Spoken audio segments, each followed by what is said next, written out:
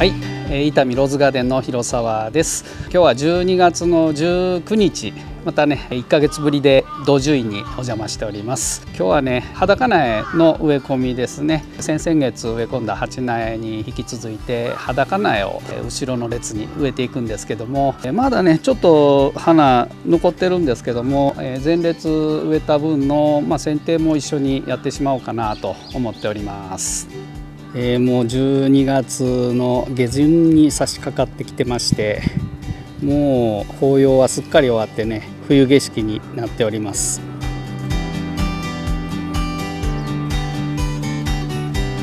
それでもまだこんないいのがね咲いてます。3つぐらいですけど、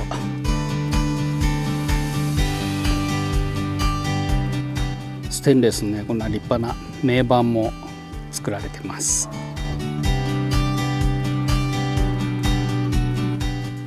それにしてもねこのもみじの落ち葉がねずっ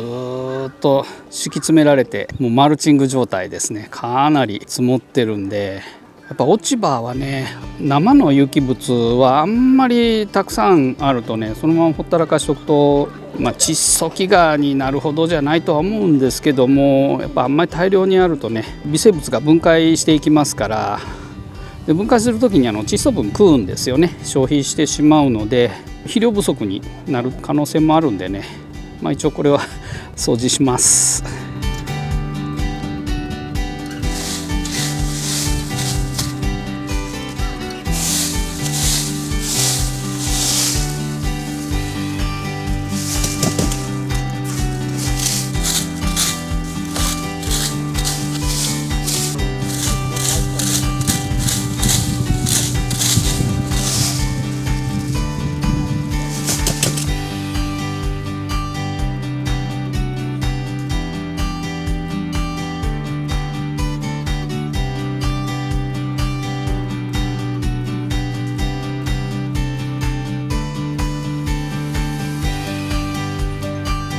はい、それではサキイモを剪定していきます。まだ鉢苗でね植えたばっかりですので株はちっちゃいですね。こんな感じで今年の一番花の枝で切ります。ちょっとこれ懐枝中の方に関してはねちょっと背高くしといて、でこの2番花の枝ちょっとだけ残してね、この脇芽が出てくれたらいいかなっていう感じですね。でも2番花の枝残してます。路地植えですので、株がねすごいちっちゃいというのもあってちょっと枝は長めに残してます。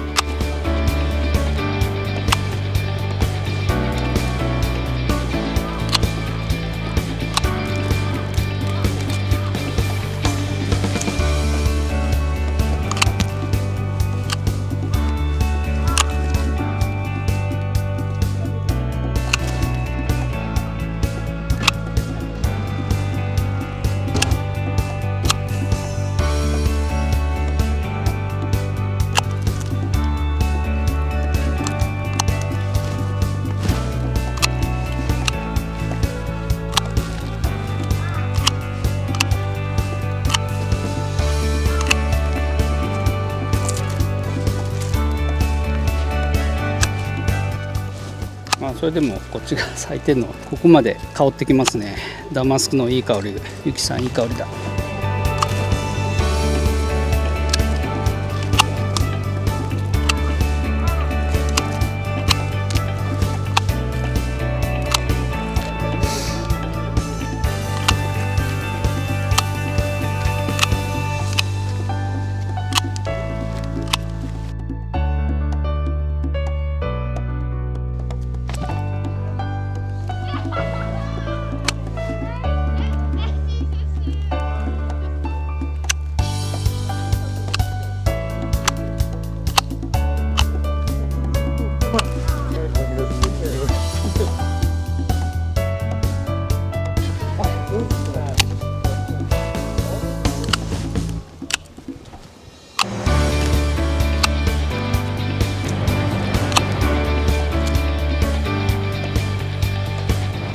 芽がない。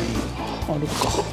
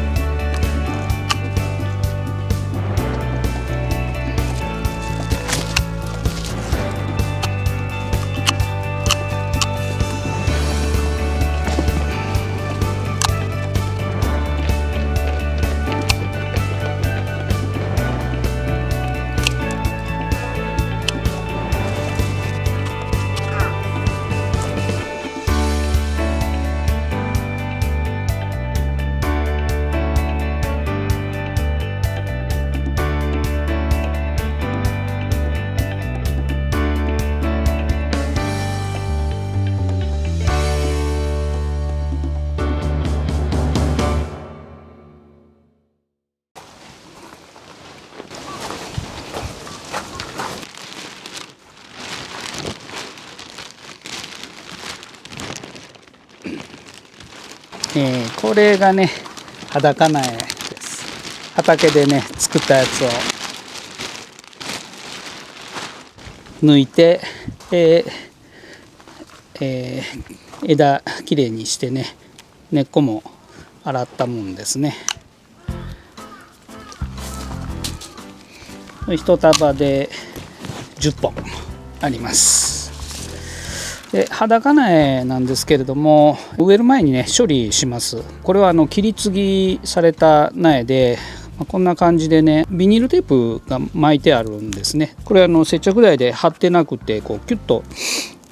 結えて留めてあるんで、これ取っておかないとこれが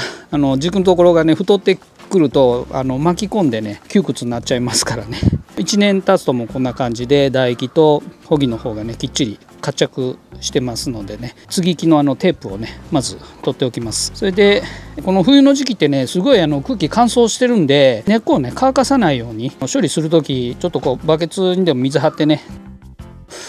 漬け込んどくとかね、植えるまでね根っこを絶対乾かさないようにしとかないとダメですね。バケツに水張って突っ込んでそれ何日もそこに置いといたらダメですよ。根っこ腐ってしまいますんでね。裸苗って普通これぐらいのサイズでね販売されてると思うんですけれども、ちょうどいいぐらいに切って植え付けるんですね。で切るサイズなんですけども、だい外芽で枝が伸びる方向をね考えながら、冬の剪定と一緒なんですけども、こんな感じですね。ちょっといいかな、これぐらいでいいと思いますね。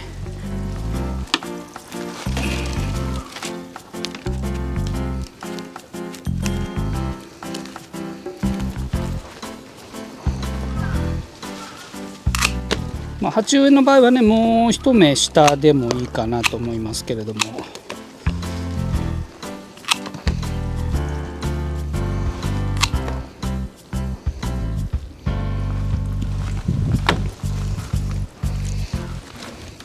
枝がねもったいないからっつってこう大きいまんま植えると、やっぱり抜く時に根っこがみんな切れてしまって、根っこの量がねやっぱり植わってた時よりも少なくなってますから、上の枝そのまんまやったらねたくさん枝が出過ぎて結局水が足りなくていい花咲いてくれないということにもなりますんでね、最初はスタート地点を作るっていう意味で、これぐらいのサイズに、もっと短くても大丈夫ですけどね、路地植えなんでこれぐらいのサイズでいっときます。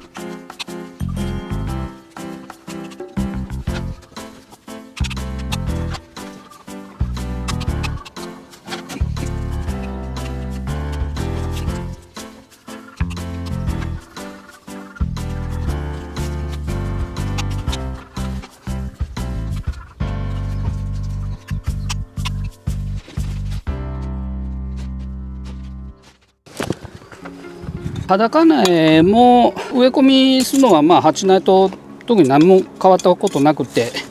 ご家庭でね植え込みしはる場合はもうこうやって移植工程とかでね、植え床はもう深く60センチ植え床をこれ作ってあるんで、植え床作りの様子はまたこちらのね動画を上にある動画をご覧いただいて、で植え床を全部埋め戻した後平らにならしている状態ですね。前列だけ鉢植えを植えてあるんですけれども、で植え床を全部埋め戻してこうやって移植ゴテで穴掘って、でここに苗を植え込むという形になりますね。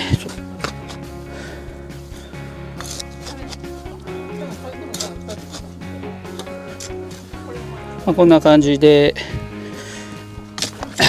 苗を植える場所をね少し掘って、で真ん中をねこうやってちょっと高くした状態で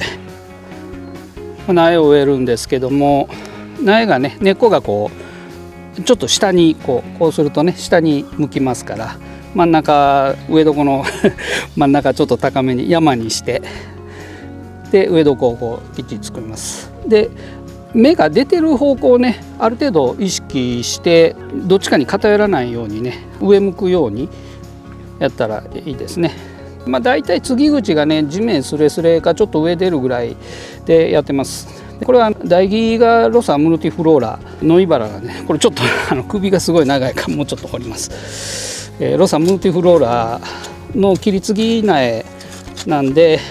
ロサムルティフローラの切り継ぎ苗の場合は根頭眼種病のチェックとかも意味も含めて、継ぎ口ちょっと出して植えた方がいいのはいいですね。シュラブローズとかでね輸入苗、ロサラクサのイングリッシュローズ輸入苗なんかは逆にもう深く植えてね、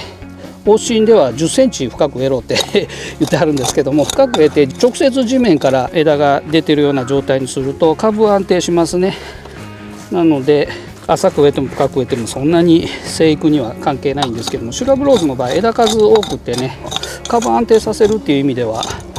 深く植えた方が有利かなと思いますね。ムルティフローラの場合は根頭眼種病とかね、それから台芽出た時の処理がしやすいという意味で、ちょっと継ぎ口上げた状態で地面スレスがちょっと出たような状態で植え込んだ方が、総合的に見ていいかなと思いますね。はい、でちょっとこう押さえて土をなじましてやりますね。こんな感じで植え込みをしていきます。今回はね30分植えないといけないんで、ちょっと作業効率を上げるためにスコップで穴を掘っていきます。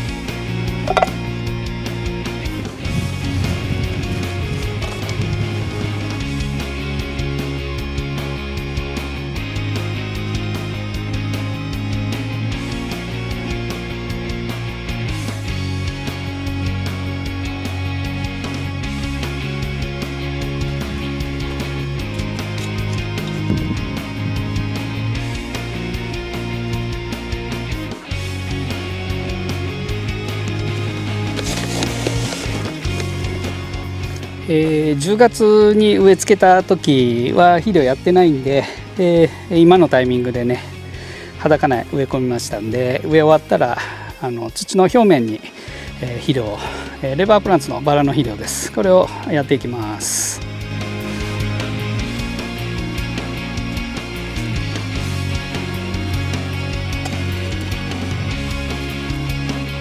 ゆきさんはねちょっと小ぶりな株なんで、あんまり肥料濃度植え床作る時に若葉しっかり入ってるし、石地は結構上がってると思うんですね。なので肥料は少し控えめです。だから1株だいたい 200g ぐらいの検討で入れてます。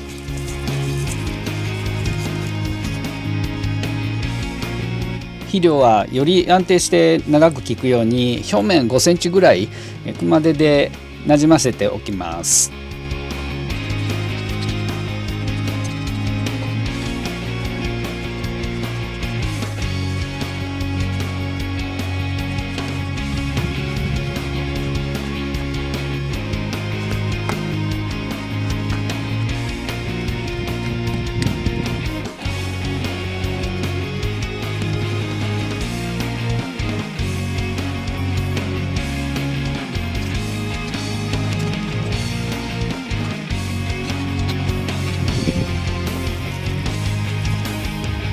もうこの間まで綺麗に咲いてたけど切ってしまはったよね。今日切りました。はい。やっぱりこんなぐらいにしなあかんの？まだ植えたとこやからね、苗ちっちゃいんで、このぐらいになりますね。それからまた自然に大きなって栄養を与えて。そうですそうです。今はねこれ山の木と一緒で休眠って言ってね、寝てますんで、春までねゆっくり寝てもらって。で2月の終わりぐらいからね、3月ぐらいからまたニョキニョキ芽が伸び出して咲くのは5月です。はい。そのニョキニョキって伸び出して、でだから伸びる時にね、栄養がやっぱり太陽の光と二酸化炭素と水とで栄養がやったらへんもんね。水は雨降った時だけ？そうですね、雨だけでもだいぶ乾いてるけど大丈夫ですね。あんまり日当たり良くないんで、そうやな、こっち向きや。夏はちょっとやっぱり水やらんとあかんやろなと思うけど、いやこの間綺麗に咲いてたさか写真撮ってたさか、あれって思ったら綺麗にカットしたんだから。ね、これはまた違う種類のあれやね。同じバラ。全部一緒、全部ゆきさんです。はい。ありがとう。はい。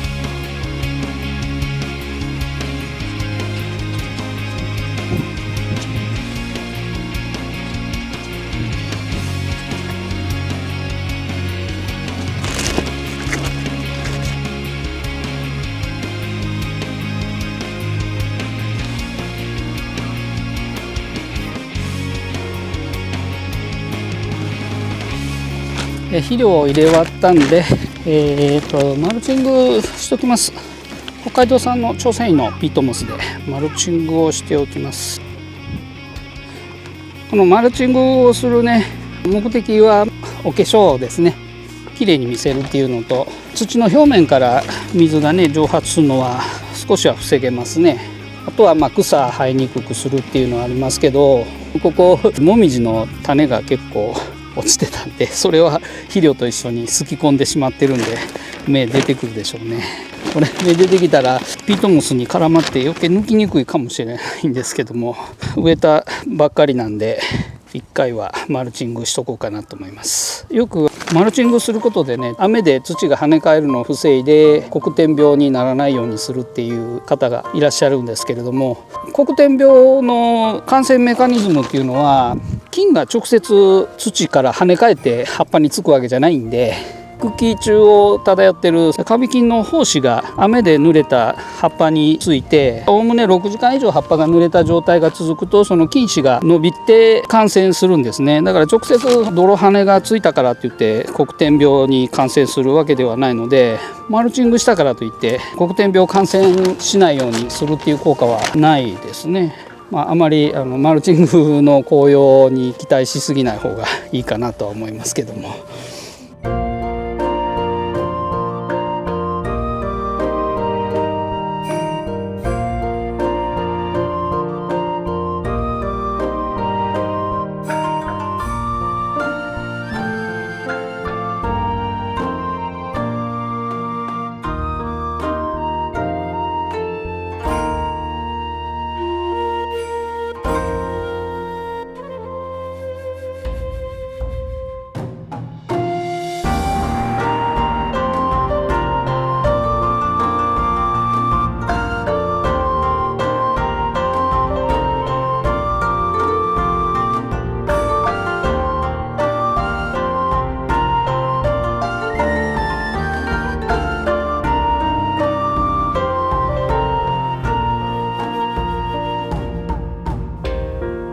植え付けが終わったら念入りに水をやって土を落ち着かせます。